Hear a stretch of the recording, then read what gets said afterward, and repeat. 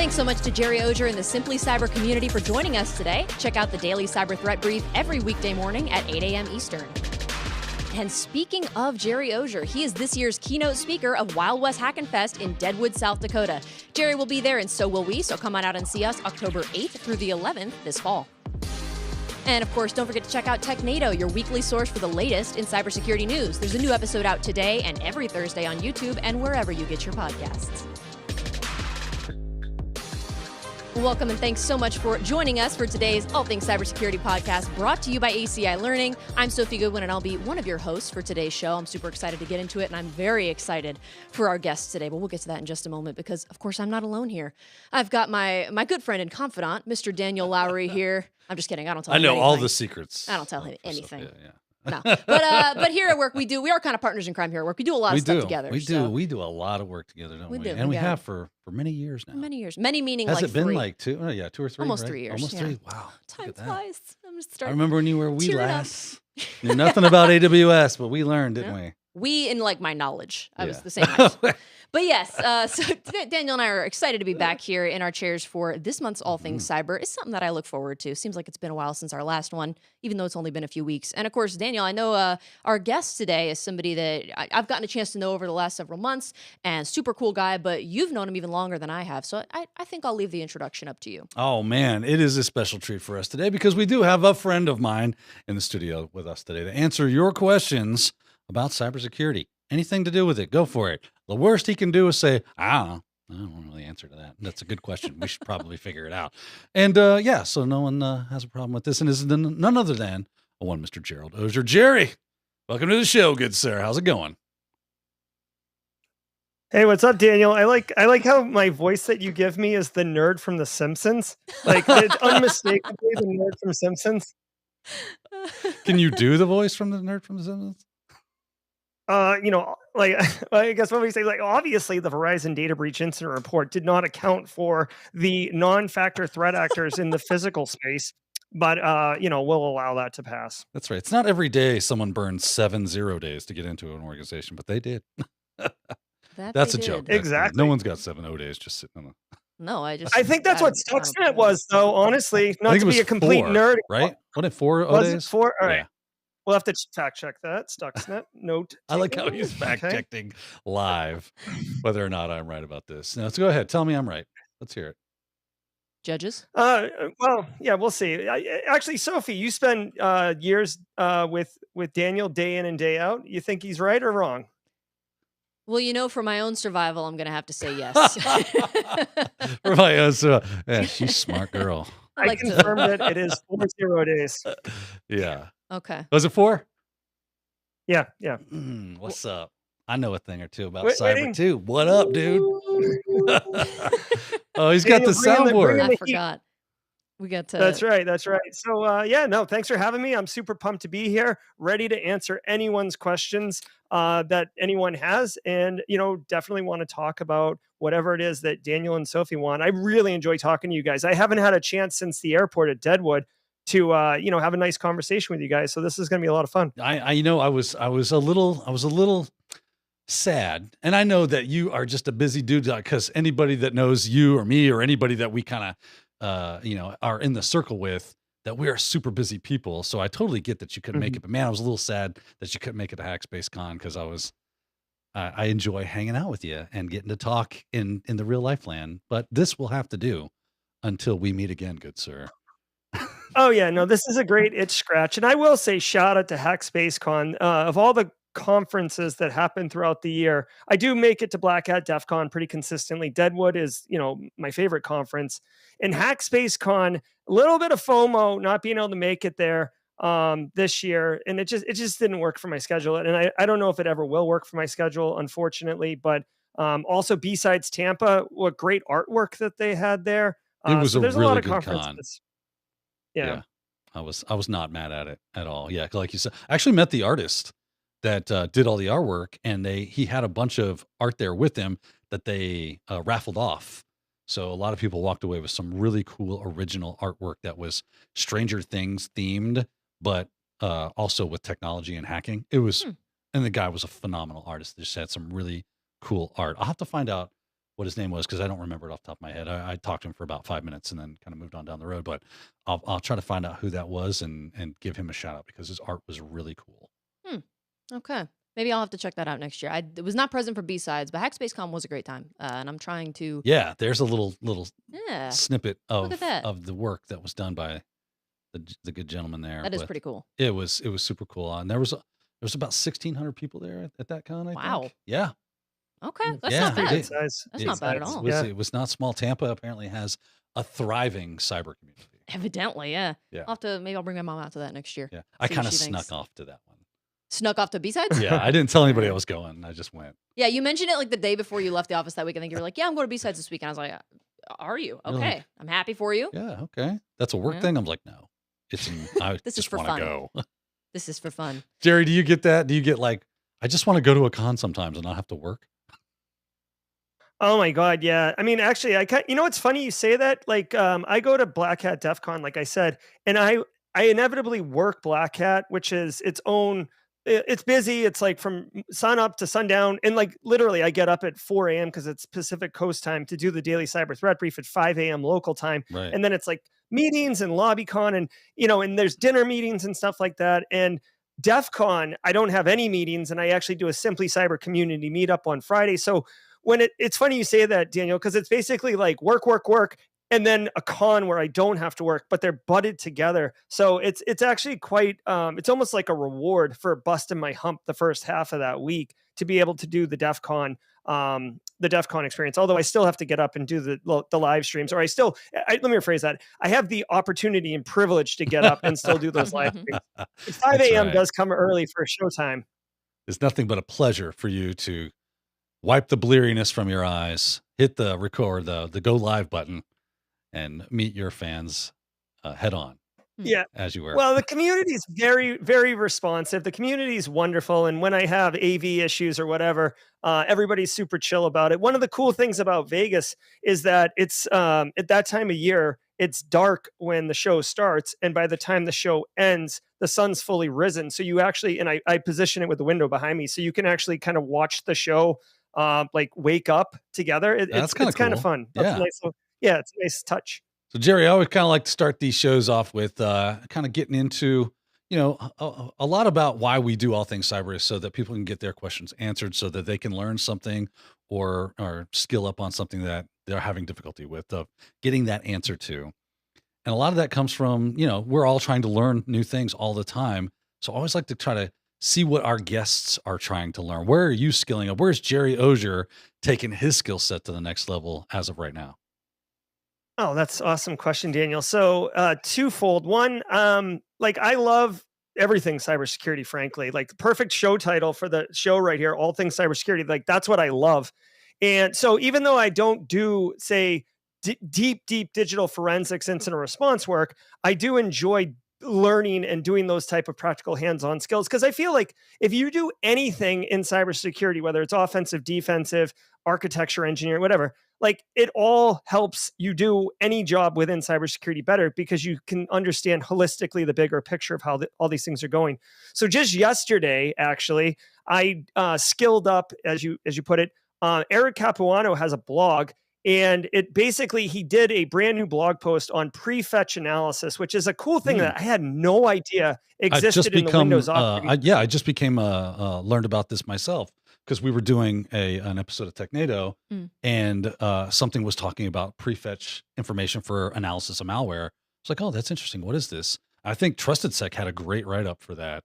So if anybody's looking to learn a little more about what prefetch data is and how that works through malware analysis, definitely do a TrustedSec lookup for a prefetch. Hell yeah, definitely. And that's another thing that I want to point out. Like, I've been in the industry for 20 years. Daniel, you've been around for a long time. Like I have multiple degrees in cyber, and I never heard of this thing. And like to own up and be like, hey, like this is super cool. It's something that all the digital forensic people have been using, but I guess they've been hiding it or whatever. But like, I learn something new every day. And honestly, that's why I love working in cybersecurity, because there's no end to the buffet. Like as long as you're hungry, it's like Marshawn Lynch, right? Just keep the running back out there.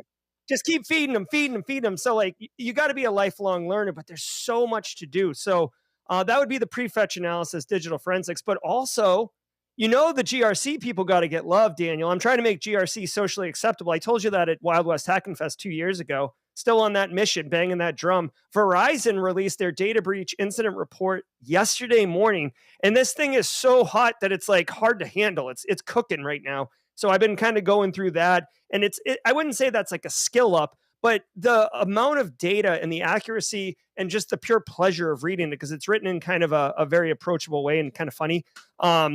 You can really get an understanding of the current threat landscape. So you can look forward from a GRC perspective and be like, hey, there's an uptick in like this type of activity, like web application credentials overwhelmingly, where like the initial kind of way that threat actors were getting in 2020, well, from November 23 or November 22 to whatever, for the last year. It's not a calendar year. It's staggered by one quarter. But anyways, by understanding that, you can influence like, oh, hey, you know what we should do? We should roll out password vaults, period, full stop. Like, I know it's wicked cool to have DLP or data loss prevention, but we need like credentials is where it's at. We're going to get popped. The percentages indicate that it will be because of credentials. Let's get that sorted out. So I love scaling up and getting educated in those capacities. And this report, it's literally my favorite report of the year. I know there's a lot of reports to pick from, Daniel. I know that you're usually combing through all the reports, but this one's my favorite. Stacked neck high. That's no doubt. I love how you glossed over. He's like, I told you with Hacking Fest 2 years ago that I want to make GRC socially acceptable. The way that conversation went was just, we're sitting at the table after the big campfire dinner or whatever it is. And I said, what are you up to? And he's talking about how he's trying to make GRC something that's better. I said, Gerry, trying to make GRC sexy. And he goes, no, I wouldn't say that. More like socially acceptable. And I about fell out of my chair. You got to set realistic milestones. Let's not shoot the moon. I like it. He's aiming for something just out of the grasp, something obtainable. Gotta be realistic. Yeah, exactly. Okay. That's right. I've started to get into it. I took your GRC masterclass and I enjoyed it. I had a good time. So I think you're well on your way, Gerry. I believe in you. I certainly did not expect you. I did not expect you to make a reference to Marshawn Lynch. That is the last thing I expected to hear come out of your mouth. Taking care of y'all's chickens. That's right. There he is. Take care of y'all's chickens. You got to. Wow. I love Marshawn Lynch. I think he's a hoot. He is. He's a funny guy. He was in like a Netflix show. Was he really? He's up in everything. I also want to give a quick shout out to I try to keep the chat open on my computer, and Simply Cyber has indeed taken over our YouTube chat. Yes, sir. Probably our LinkedIn, I don't know, but definitely in the YouTube chat. They are everywhere. So thank you guys so much Simply for tuning Cyber in. Raid. You need one of those like a sound, something for your soundboard where it's like Avengers Assemble or something for your Simply Cyber community. That would be awesome. That's pretty good. That's right. Yeah, I mean, we use the anime WoW. That's kind of like the token like squad member. That's the squad, the Simply Cyber squad, #Team SC. I see them all in there. It's great. Yeah. I love the support. I love the community. I love what, honestly, like bigger picture. And if you haven't been in the community for a very long time, you may not know anything different. But like at one point, things used to be a little bit more, toxic or elitist or like, hoarding and there was gates in place. And some of those things still exist. But nowadays, like Black Hills, ACI, Simply Cyber, TCM, like there's like a whole bunch of different factions, and they're all like, everybody's like rowing in the same direction. Everybody's like, hop on board. Like there's no like us and them. It's just like us, like it's all us. And I love what it's doing for the community and the access to opportunities for people. It's just such a great time to be here. It's literally my keynote at Wild West Hacking Fest this year is going to be grounded in that principle. And in part of the outcome of that keynote is to actually give actionable guidance to people to help and inspire them to continue to push it further forward. Take what we have now. It's great now, but we can do better, right? We can push it harder and get more people in here. I love inclusion. Well, I look forward to hearing you talk, bro. It's always a pleasure because you always have great ideas. You always have good advice, which is why we enjoy having you here for today. Now, that said, we got some advice to give out, I am sure, at least some questions that need answering, yes. Sophia. Yes, absolutely. I know the questions are starting to fill up. Oh, they never end. Shall we then? Yes, we shall. And I know we've got questions from the Simple Cyber community as well as those that are joining us maybe for the first time. Now, this first one, I think I saw this trending on like Reddit or Twitter or something, or X, sorry. But this is from Cyber Warrior 894 on YouTube. It's a pretty kick-ass name. Says, I'm just starting my cyber journey, and I read on Reddit how bad the job market is. Any advice? I don't know if this is what you're talking about, but I saw like a viral post that was somebody basically saying that the job market is hopeless for computer science, software engineering, whatever. It's hopeless. Doesn't matter if you think you found your passion, your degree is worthless. Just very doom and gloom. Fun. So I don't know if that's what you're referring The to. nihilist of the yeah. group really Yeah. showing up. Huh? So I wonder, what do y'all think? Is that, from your chair, from your position, is that true? Is the job market really that bad? This is a fun question.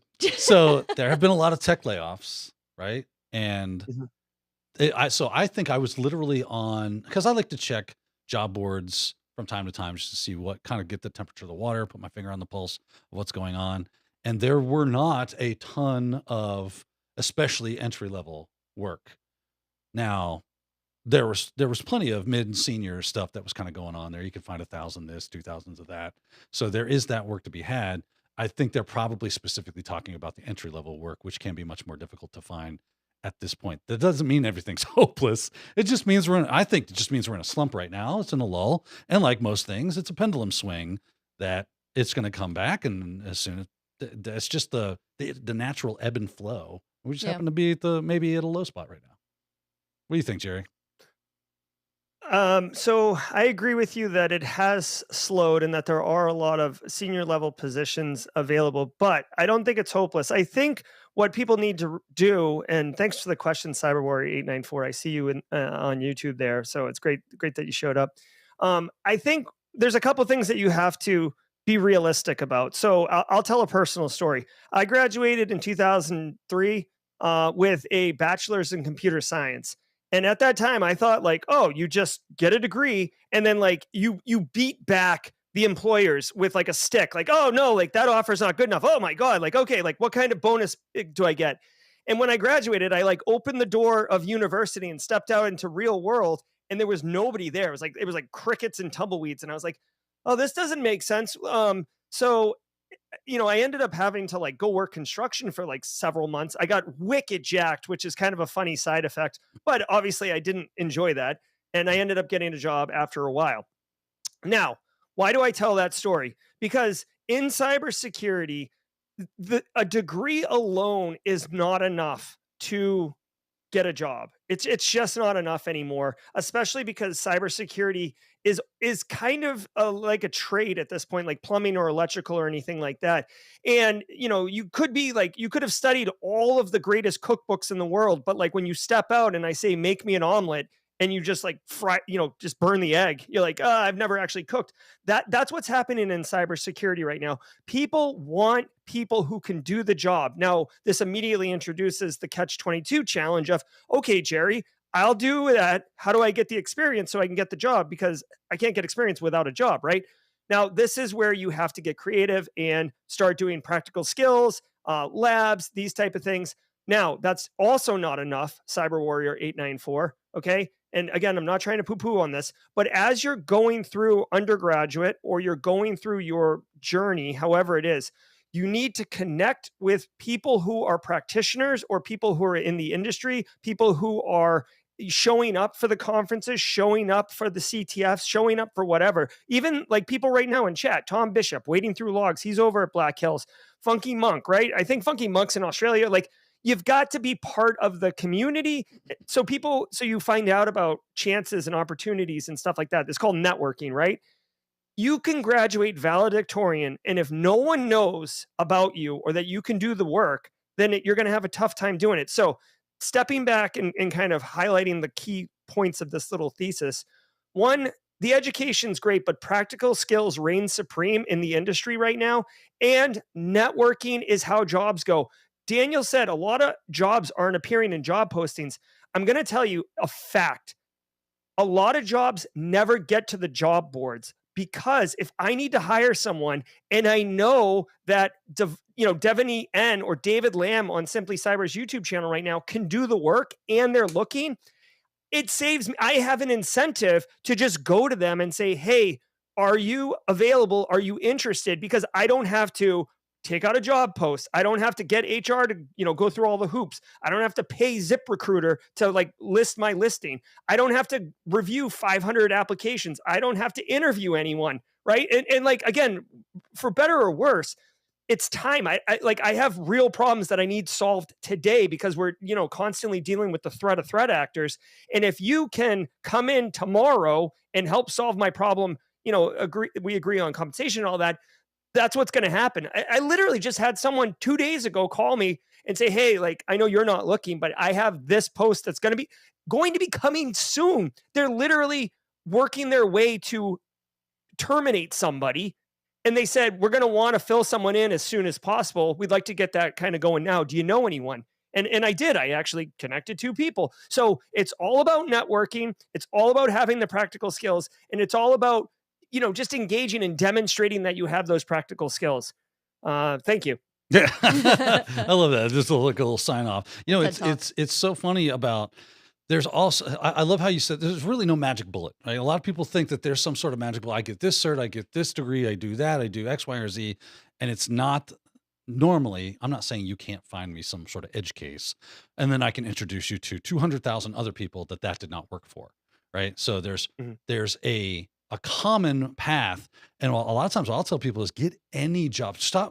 Quit worrying about just it being in cyber. You will get there. Take any stinking job that is not even cyber related. It could just be technology, IT. Just do some sort of IT. This is why it's common for people to say, hey, try going onto a help desk. Try working at a workstation support. Do something like that. Because there's usually quite a few of those jobs kind of laying around. Nobody just wants to do them. Here's the thing is once you get one of those jobs, you are now behind the Iron Curtain. You now have access to people that do those jobs and you can walk over to them at lunchtime and go, hey man, I'm really interested in what you do for a living. Can you tell me your journey? And just get them talking about themselves. And then it goes right to what Gerry was saying. What are you doing at this point? You are networking. You are building a human network of people that now are invested in you because you showed interest in them. And now you go, well, anytime I could be helpful, I would love get coffee, run cables, tell you, yes, the light is blinking. Anything I can do to be a part of the show, I want to be there. I want to be a part of it because I'm so passionate about this stuff. And guess what? As soon as a spot opens up, they're going to be like, well, let's just get so-and-so. They're super like interested and they're cool people. We know them. You are a known entity. This is the hard thing about getting these jobs is, to Gerry's point, the reason we looking for people with experience is because I got to give you the keys to the kingdom of our security. I have a hard time just doing that to, oh, you've never done this before. Well, here you go. Good luck. Yeah. Right. No, people don't really want to do that. They're very hesitant to, but if they know you and they know who you are and you've built some trust in their bank, then they're going to be more apt. And that's why it's good to go to things like conferences and get your face and your name on their radar so they know who you are. You start becoming part of the community. This is why the Simply Cybers community does so well, is because it becomes this conglomerate of all these people with known skills and they're known entities. They know who they are. They know whether or not there'll be a culture fit. There's a lot of, what ifs that get answered for someone that's a hiring manager through those types of communities, because you got street cred. You got people like Gerry going, oh yeah, I know them. They'll be solid. That would be a good hire. Or they reach out to Gerry, like he said, and go, do you know anybody? Absolutely. I got a whole network of people that I would love to introduce you to. This is how jobs get done. And like you said, those jobs never, a lot of times they have to post internally for X amount of time so that anyone that's already working for those companies, imagine if you're one of those people that already works for said company. Now they have to hear you out and give you a shot at getting that job before they ever go externally. And trust me, like you said, Gerry, they don't want to go that route if they don't have to. It saves them a lot of headache to just hire from internally. So just, if you're new and you're trying to break in, get any stinking job that doesn't matter, and then kind of introduce yourself to the people that matter as far as that goes. And that's going to go a long way. Wow. Yeah. One question 100%. Down. Yeah. And I know we went long on that question. I just want to follow up with one thing. This particular question is probably the most common question asked, which is why I wanted to go long on this. And just one other thing I want to point out, Wade OC in chat mentioned he just started his bachelor's degree. Like, remember 2 things. One, you never know who's watching, right? And I'm not saying you're supposed to like pretend to be somebody you're not. Like, you have to be you. But remember, you never know who's watching. And when you're going through your bachelor's degree, it's not like high school. You don't just show up, do the class, and get the heck out of there and be like, oh, like I can't believe I have to do homework. Like it's almost like training you for work. So like, hey, why don't you ask? Well, first of all, do your homework on time and do great at it. Second of all, be active and engaged in class. Third, follow up with the professor. They're practitioners. They're people. They know people, right? I'm not saying you manufacture the relationship in order to manipulate it so you can get something from them, but like actively participate. You never know who's watching. And the final thing I'll say on this, literally, I teach at a university. We didn't mention it, but I teach at a university as well. And I literally tell my students at the beginning of the semester, like, I have a friend who takes interns from my class. This isn't associated with the university. It's associated with me only. He owns a company. He takes like at least one intern every semester from this class. Just heads up if you want an internship. And inevitably, not all of them, but many of them just kind of goof off and gaff around and do whatever. Some of them do good work, but they just do the minimum. And there's always like one who like is an all-star. And then I always get asked at the end of the semester, like, hey, like, what's up with that internship? Can I get things? I'm like, yeah, sure, no problem. But like, I go talk to my friend who owns the company and I'm like, this student right here is the one. Cause I'm not going to tell my friend, like, I'm not going to refer somebody who isn't going to be a great fit. So you never know who's watching, even when they tell you they're watching. So just, take that and move forward. Good luck to everybody. I mean, it's a lot of work, guys. There's no easy button.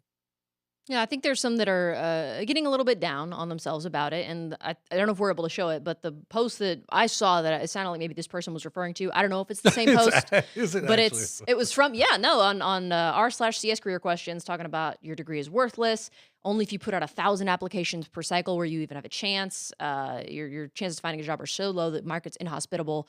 It's hopeless. You're wasting your time. So you can see how if you see something like that and you're just now getting into it, it might discourage you a little bit, but you can't always believe everything you read on social media. And I did read something else that said like, even if, we see downturns like this in this job market, it's still a lot better than a lot of other job markets out there. So don't get too discouraged, I guess, is kind of what I took from that. Yeah. And that person could probably, how it is. We all kind of go through our highs and lows. Yeah. They could just been a low spot and been like, I'm going to vent on the internet. Oh yeah. We've all done it. That's not a real depiction of maybe their actual life. And maybe they're just feeling down about it right now. Right. It is one of those things like, here's what I've learned being in cybersecurity. One of the best things you can learn, maybe two things: get comfortable being uncomfortable and never, ever, ever give up. You never give up. How do you think these hackers get into these systems? You think they just open the door and say, come on in? Sometimes they meet a very mature security system and it's not easy. Do they just go, oh, well, I guess they're going to pay us $30,000 for a pen test for nothing. We couldn't do it. Man, they had all the doors shut. No, heck no. Those hackers dig in and go, okay, so the easy way ain't good. That's fine. Let me crack my knuckles and get to work. You have to be tenacious. You can never, ever, ever give up. You have to always, with dogged determinality, go after these things. So yeah, vent when you're feeling low, and they'll have some people come by and go, it'll get better tomorrow, and keep trying. Just never give up. Yeah, absolutely. I agree. And it looks like Gerry does too. Hopefully we gave enough of an answer for that one. Cyber warrior. Hope you're happy with that answer. Keep warrioring. Warrioring. As long as you're not lollygagging. Anyway. Yeah. We've got plenty of questions that we can get through here. We got people watching on YouTube, Zoom, LinkedIn, etc. So this person's watching on Zoom. David wants to know, what is the next big thing using cybersecurity in the area of cloud computing? Interesting. Good question. Yeah, what's the next big thing in cyber in the area of cloud computing? Oh, wow. Well, it's not brand new. I mean, obviously AI is going to be all up in your business, but what I would say is, from a cybersecurity perspective, understanding cloud is, obviously super important as more and more businesses move up in it. But I would offer two things for you, David. One, I actually think it would be really valuable to understand and appreciate continuous integration, continuous development, CI/CD pipelines, which is how DevOps works. And it's basically how modern software shops work and deliver web application SaaS services.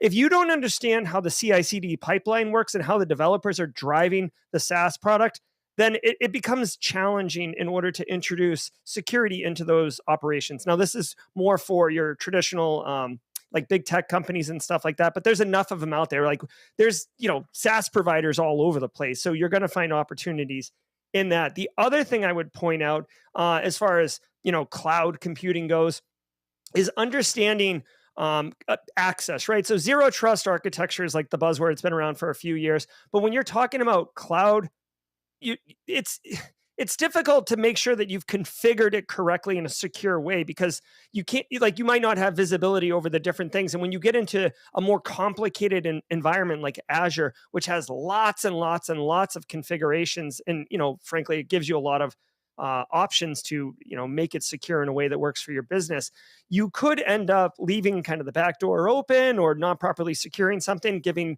over permissions on certain things, and not necessarily knowing it. So I think it's not really the next big thing per se, but I do think it's an area that warrants a lot more attention in order to reduce cyber risk for organizations who are adopting those technologies.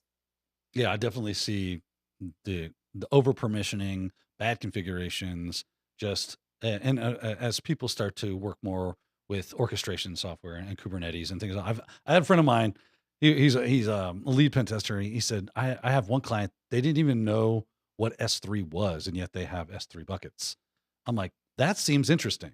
So as soon as hopefully we start to see organizational, administrators and as far as systems and everything go, they start to catch up with just knowing how to work with the technology more, until that gap gets completely, or not, it's never going to get completely bridged, but as it becomes smaller and smaller and smaller, that will definitely make sure that those are a little more secure than they have been. But for right now, it's kind of been the Wild West, just because everybody's trying to slap everything together. And like Gerry said, there's so many options. It can be easy to go, oh, what do you mean that was bad? What do you mean that was the wrong thing to do? I didn't even know that worked that way. That's crazy.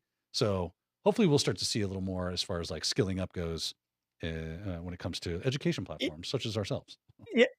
Well, and just one more thing. Again, I love the follow-ups. I have so much that I want to share. I'm like going to explode if I can't do it. Yeah, I'm sorry. I mean, I am sorry, but I'm not sorry at the same time. So check this out. An area of interest that I think is quite interesting is so Bo Bullock over at Black Hills, who was on this show not that long ago, was actually talking about Graph Runner, and it's this tool that can offensively attack the Graph API, which is how Azure allows automation and orchestration and stuff like that. I recently had a conversation with a very successful offensive security professional. He's known on Twitch as Al Has Read, but he was telling me that there's a lot around. Or no, it wasn't him. It was Matt Kiley over at Huntress. And Matt was telling me that he's been spending a lot of time looking at how Graph works and how Graph can be abused and how Graph can be secured. So what this tells me, David, from Zoom, is that threat actors and offensive security professionals are targeting their eye on Graph API, which means as defenders, if they're looking at it, they're gonna figure out tooling and techniques to exploit it. So as a defender, A, we need to understand Graph API, and then B, understand how to secure it. So again, not a big thing, but I think you're going to see more and more attacks on Azure instances in the near 6 months, because the work that's coming out would indicate that that's where the focus is. Good point. I always love hearing from different people we have on the show, different perspectives, because y'all focus on, I mean, it's all cyber, but y'all always have different areas of expertise, so it's always interesting to hear. Well, we're on a roll, I think, with the questions from Zoom, so we'll stay in the Zoom chat, pull another question from Zoom. This one is specifically directed to Gerry. Gerry, if you were to start your career over tomorrow, where would you begin? Ooh. Truck Masters. Huh? Oh, what's truck Masters? Yeah, you have the number to that school. I'm gonna need that. Oh, okay. So if I had to start my career, someone asked me on stream a couple months ago, I think it was actually Haircut Fish, but someone asked me on stream a couple months ago, like, if there were no threat actors, like if we solved the problem and cybersecurity basically didn't exist, what would you do for a living? And I was just like, oh my God, like, I can't even, like, that's like thinking in the fifth dimension. Like, I just can't even wrap my head around it. You would run a karate dojo. Yeah, exactly. Or just, become like, get really good at capoeira and then like work on a beach or something. But So if I had to start my career over tomorrow, I mean, I'd still work in cybersecurity. I still love cybersecurity. Honestly, the way that so when I came up in the early 2000s, like all of this resources and YouTube and knowledge share and B-sides, like those things didn't exist. Like, I don't want to say like back in my day, like I had to walk uphill both ways, but it was harder, frankly. So, I mean, if I was going to start over, I definitely would focus on uh, probably blue, honestly, the blue side of the house, simply because when you work on the blue side, you kind of work longer shifts and you can get random stuff. You might have to travel quite a bit. Younger in my career, I wasn't married, I didn't have kids, so I could afford those opportunities and experiences. So I'd probably work there and then, just do all the things that I've been saying. I would connect with people, I would do labs, get practical skills, demonstrate myself as a professional in the blue space who can help solve people's problems. So that's what I would do, honestly. I would start a lot sooner. Like, I feel like everything that I've done has just been like almost like an exponential curve where I got more contributing, more engaged, more involved as I got further in my career. I was always like all about NIST, like my whole career. I love myself some NIST, but I never really shared it. I never really engaged and networked with anyone. So that's what I would do. Thanks for the question, Kusam.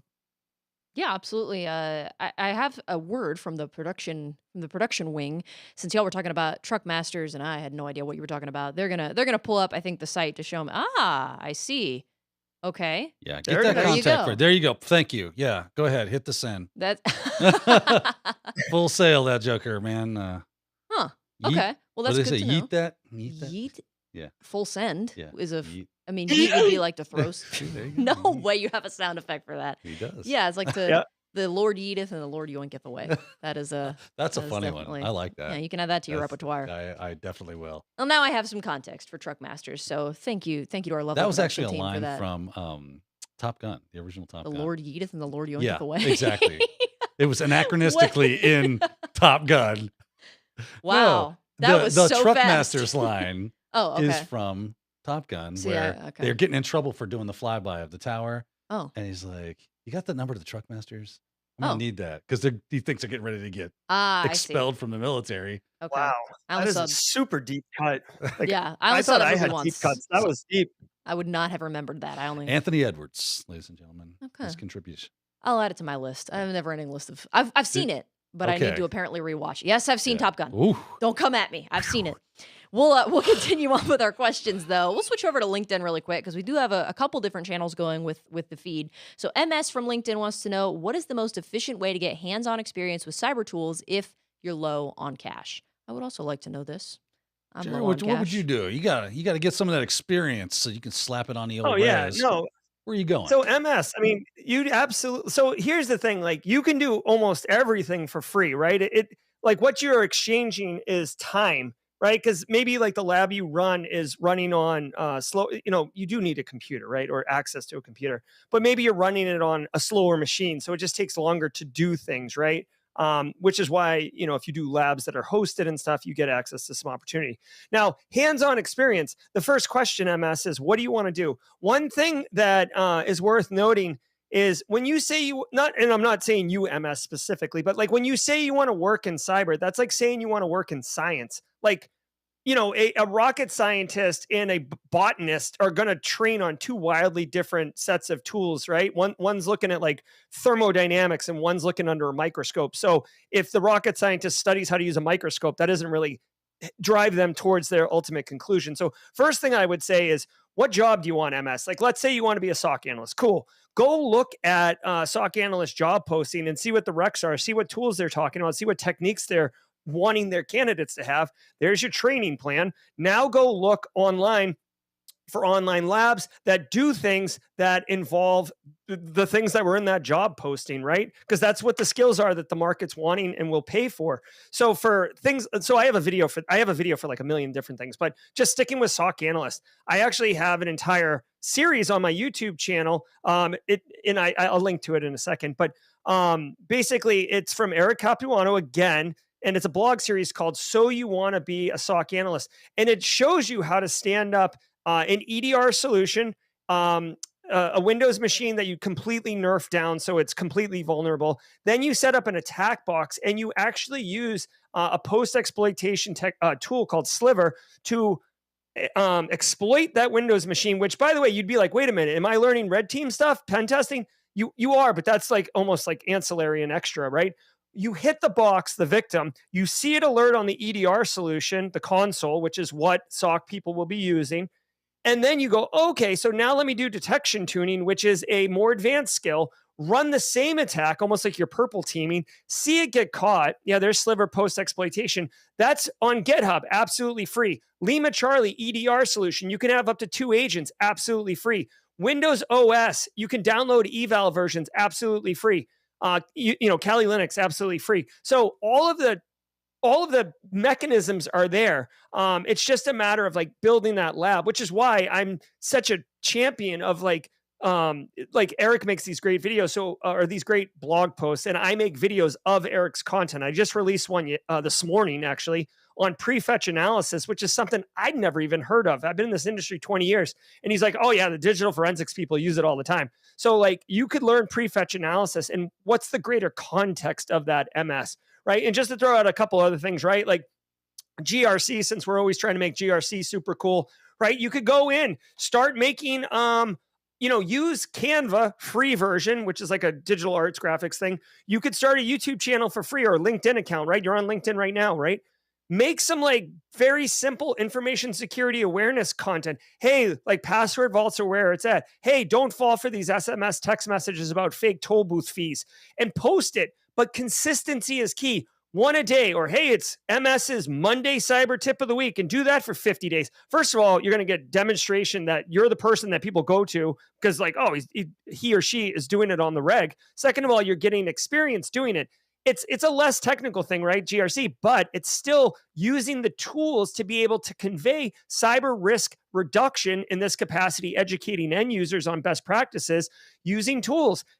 And once you do all that, you can capture it on a resume or use it in a conversation when you're talking to someone who's probably going to reach out to you because you're going to be posting it every Monday with MS's Monday tip of the week, or whatever you want to do. So those are just two different factions. Obviously, you can pay if you're low on funds. I know certain things like ACI Learning is reasonably priced. Try Hack Me, Hack the Box. If you want to get practical hands-on skills, all reasonably priced. Reasonable is a subjective term, right? $20 might be, $20 might be a lot of money, or it might be not a lot of money. But my point is, there are some lower priced options, but there's a ton of free options. Again, my keynote speak at Deadwood this year is going to be about like, I think I've renamed it a couple times now, but basically the essence is we live in the golden age of cyber education and knowledge share. Like, let's continue instead of like, sliding backwards into the dark ages. Wow. Excellent. Couldn't have said it better myself. I grew up with very little money myself. So all the things Gerry was saying, I was like, oh yeah, I know what's up with that. You just find free things and you ask for free things. And then there's, of course, what I like to do is if I see a tool that's in a job post, like let's say Nessus, right? Nessus is an industry standard tool. It does cost a bit of money though. What do? I don't have that money. Well, is there a free trial? I can at least get my hands on it, tinker with it, play with it, spin up a couple of virtual boxes, play around just like Gerry was talking about, and then kill those virtual boxes, rebuild them, and go through another trial, right? And just keep messing with it. The more I mess with it, the more I can say, oh, well, I've put my hands on it. I know what this does, even if I never had the opportunity to purchase it and go full bore. That said, there are also training options. So right now, I'm taking the 0 Point Security Certified Red Team course, or the Red Team Operator course. That's what it is. And in that course, you can get access to their labs. Their labs have Cobalt Strike. Cobalt Strike's like $4,000, right? I ain't got $4,000, but because I paid for getting access to that course, I got access to the labs, which have Cobalt Strike in it. I now get to put my hands on Cobalt Strike. So while, yeah, that still costs you a bit of money, it could be worth the investment into yourself to save up those pennies, sell everything that's not bolted to the floor, and get that money so you could access the tools that you would want to learn on that are industry that would cost you an arm and a leg that you would not have access to any other way. And intermediately have that experience. So that's another great way to go around it. Yeah, great point. Time has actually been flying today. We are believe it or not, we are almost at our rapid fire segment. We just started. What are you talking about? I know. Look, 6 hour all things, everybody. I hope you brought your jammies. No, I'm not the person to ask. I'm just the messenger. But before we get into our rapid fire, we've got one more question that we want to make sure we've got time to pontificate on a little bit. Gerry, this is a very special question for you. Comes from somebody named Kathy in the control room. So I don't know, maybe you know her, but Kathy wants to know, Gerry, how does it feel that there is another Gerald Auger out there with better hair? Oh my God. Okay, there he is. There he Native is. American actor out of Vancouver. I know all too well because I've been on a low-key mission to usurp him as the number one result on Google for Gerald Auger. So yeah, no, he's crushing it. He's an actor, gotten many awards, Native American, straight Wow. crushing it. I'm working on it, Kathy. I just can't pull off the long, there isn't enough like Pantene Pro V for my hair. The man was sporting some pretty jet rich. black silk. I will not lie. Yeah. I mean, that's quite the coif he's got going on. Sounds like it's time to make a wig purchase. Mm. I don't know, just an idea. That's right. If you can't grow it, buy it. Yeah, absolutely.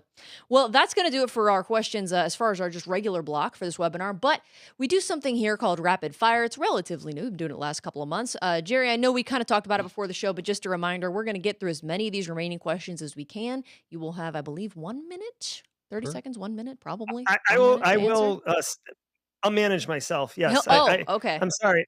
I've been going long and I know it, but I've got this. I'm ready. I'm locked in. Okay. Is it 30 seconds? I think it's 30 seconds. I think it's 30 seconds. 30 it's 30 seconds, seconds. yeah. All right. So you'll have 30 seconds to answer each question. So without further ado, let's cut to that video to introduce us to our rapid fire segment.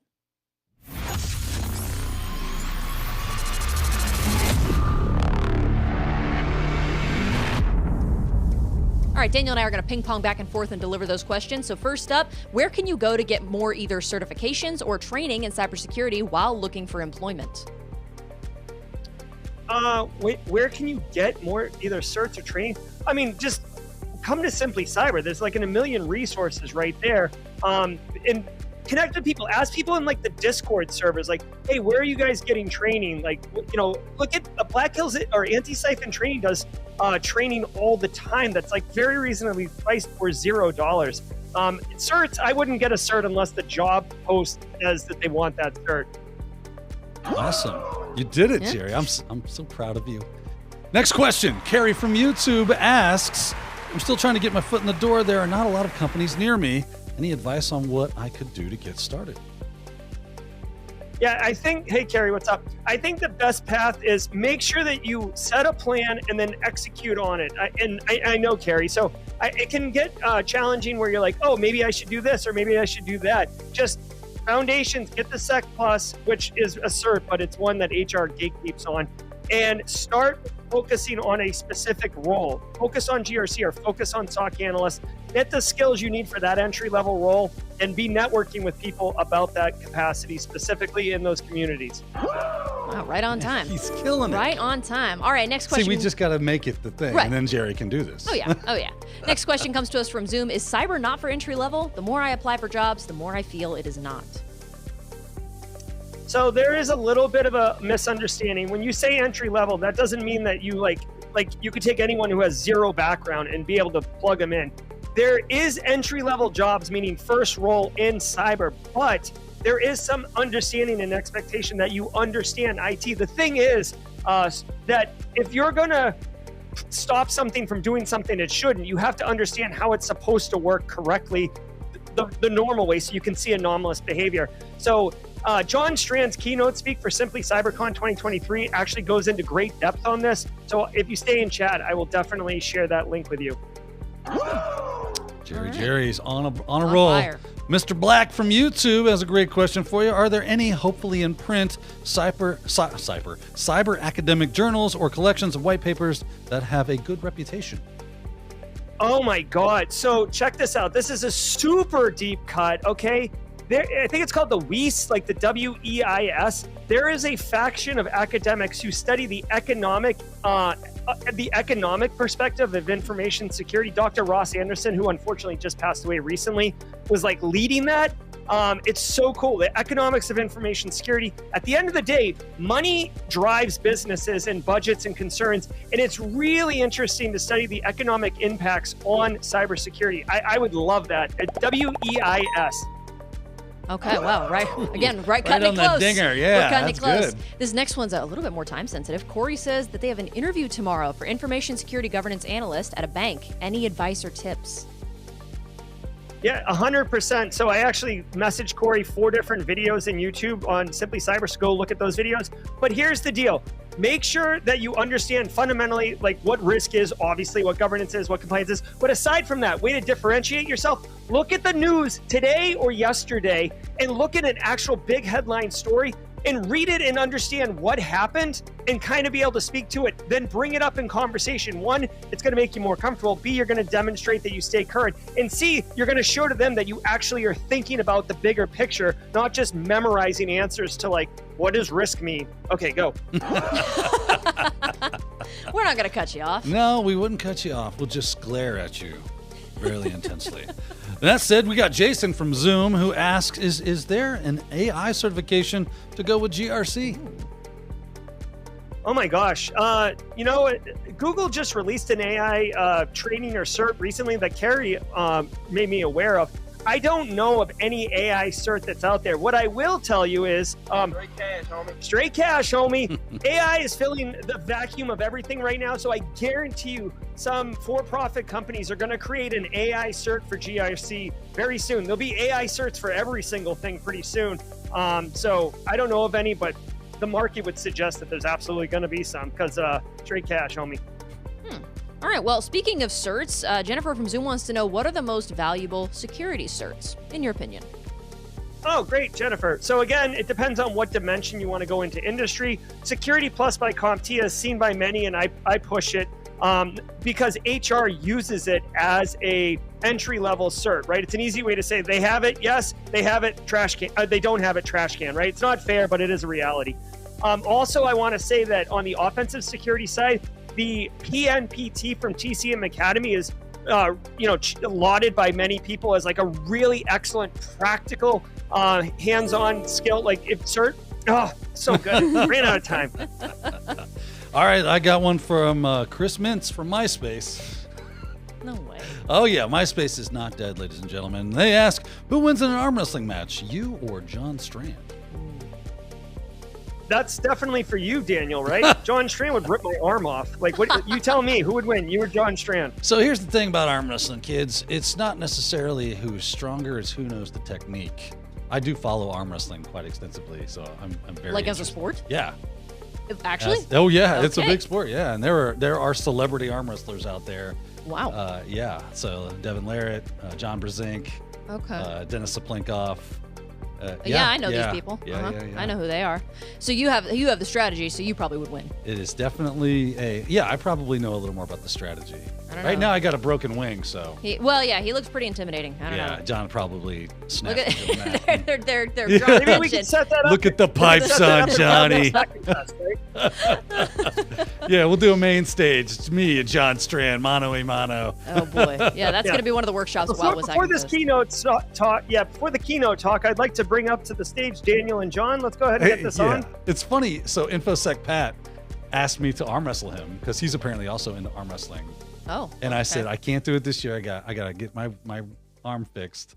I said, but next year, Hackspace Con, we'll see if we can't make it happen. I'll So be back Daniel, up to strength. shout out to James McQuiggan. Are you going to wear a baseball cap and turn it around Absolutely. right before you See, go in? it's like a switch. I turn it on. It's a reference, Sophie, to a movie that, yeah. I'm not even gonna So ask. I actually worked for the company that made that truck. Really? Oh, Yeah. wow. Okay. I did. It's the tractor trailer episode. It was a here on All national Things truck Tech. driving school. Yeah. Wow. It's I'm funny. not even gonna ask. Not even gonna ask. There's probably so many different layers to that I just could never hope to Super understand. fun. So, well, if that wasn't obvious enough, that was the end of our rapid fire segment. I just figured that would be a good question to end it on. So thank liked you, mysterious Chris Mintz, for submitting that question. We do appreciate it. Really quick, I didn't realize it's National or World Password Day. Apparently, Is it really? Intel invented a holiday like 10 years ago, and now it's a thing. So we were getting comments on our Technado episode today that it's password day. It's password day. It is a real thing. So happy password day. Yeah. figured this would be the place to mention it. Hey, to celebrate, we should just post all our passwords in the chat and see who's got the best one. Yeah, absolutely. Don't do that. Thank you. That's a joke, kids. Thank you for clarifying. It's your social security number, what we want. Mother's maiden name, too, would be helpful. Yeah. What's that first pet you were so What street did you grow up with? on? Yeah. I just want to get to know you. Just throw those things in the chat. Don't do that, please. Well, Gerry, you did mention that you're going to be the keynote speaker this year at Wild West Hack and Fest. I'm wondering, no pressure. Can you give us like a sneak peek or a little, how are you feeling about that? You looking forward to it? Yeah, I'm super pumped. I actually submitted my abstract and title a couple days ago or whatever. Locked it all in. Yeah, I'm excited. It's basically the golden age, or I think I called it the dawn of enlightenment. I went like really ham over the top, but like essentially we live in the golden age of InfoSec. And the talk is going to be split across 3 parts. One, I'm going to look back at why it was the dark ages and how it was when I was coming up. And then we're going to look at the current state, and I'm going to highlight the actual, different mechanisms that people in our community and the larger cybersecurity community are doing to illustrate it doesn't have to be done. You don't have to do a daily cyber threat brief. You don't have to just have blog posts. I'm going to highlight very fundamentally distinct ways that I have seen it being done with high efficacy. And then I'm going to outline some opportunities for others and really call them to action to inspire the people, the 1,000 people in the audience to go forth and engage in a way that resonates best with you, which is why I'm trying to give, fundamentally distinct ways, because it's not the same way isn't right for every single person, but what I want people to do is, leave the conference feeling like, yes, I can do that. And I'm going to feel good about doing that because it fills my cups. And I want to be part of, this bigger thing. I don't want to slide back into the way it used to be. All right. Well, I appreciate you giving us a heads up, a little sneak peek. I'm looking forward to it. It'll be my second year at Wild West Hack and Fest, and our favorite of all Hack and Fests. I don't have a lot of the Wild West kind. Yeah, I don't have a huge frame of reference, but I can say of the conferences I've been to so far, it's certainly one of them. I'm just kidding. It is my favorite so far. I really enjoyed it. I had a great time, and having Gerry as the keynote speaker, it's going to be twice the fun. So I'm looking forward to it. Now, I know we're coming up here on time. Real quick, Gerry, we mentioned you do the daily cyber threat brief every weekday morning, at 8 a.m. Any other socials or plugs you want to shout out? No, just like if you're here and it's the first time you're seeing me, I hope you enjoyed the stream. I hope you got value from it. Honestly, love helping people. If you go over to YouTube, there it is, simplycyber.io/streams will take you to the live page. Those daily cyber threat briefs that you see multiples of, each one's a different day. And, like I said, there's 500 people actively engaged every single morning. So if you're enjoying the banter and the engagement with people in chat right now, it's like that, except throttled to 11, like it's a Spinal Tap, right? So get in there, have fun, a lot of resources, but, just connect with me on YouTube or LinkedIn, and, it'll just be engaged, and like whatever you need, there's probably something that I've made or a part of someone in the community has made that can help you. It's just a matter of coming and engaging. Yeah. All right. Well, Daniel, final thoughts, parting words? Gerry Auger, ladies and gentlemen. All right. Well, that's going to do it then. I know we're coming up here on the top of the hour. So thank you guys so much for joining us for this webinar. Don't forget, new Technado out today. Go check that out. Also want to mention that our next All Things Cyber is going to be, I believe, June 6th with Jacob Swinsinski of Dark Wolf Solutions. So he's a Florida native, and we are super excited to have him on. But thank you for joining us today. Of course, Gerry, it's been great having you on. Thanks, Daniel, for your time. And thank you all for watching. We'll see you next month.